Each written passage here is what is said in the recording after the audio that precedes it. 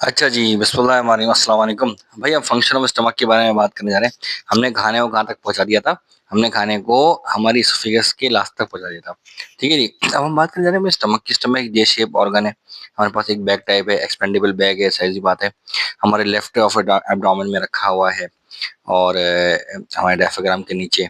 अब ये बात अजीब सी है कि जो स्टमक के ना 3 हिस्से हैं। जो हिस्सा एसोफेगस से जुड़ा हुआ उसे कार्डियक रीजन कहते हैं। ठीक है, उसके बाद एक बड़ा हिस्सा आता है जिसको फंडस कहते हैं।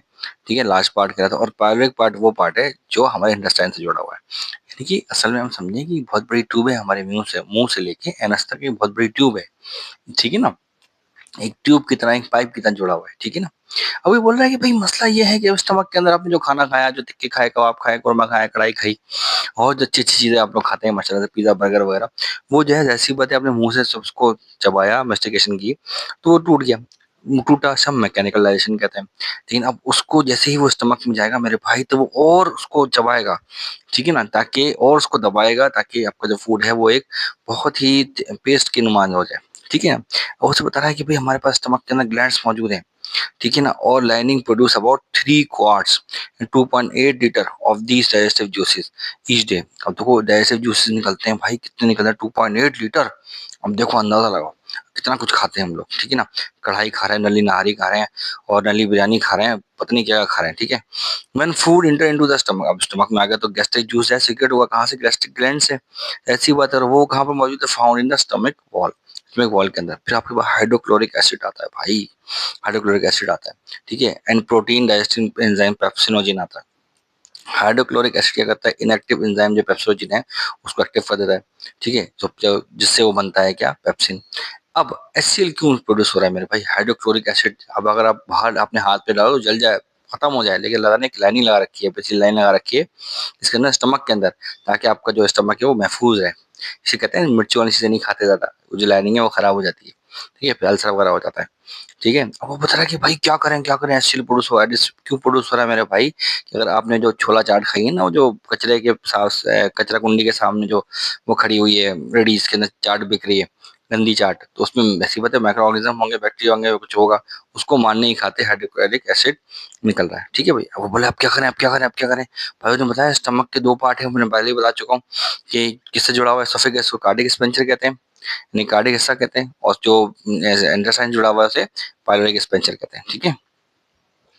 अब भाई वो कह रहा है भाई पेप्सिन, पेप्सिन क्या कर रही है? पेप्सिन जो है जनरली डाइजेस्ट करती है प्रोटीन को, portion of the food into the polypeptide and a shorted peptide chain.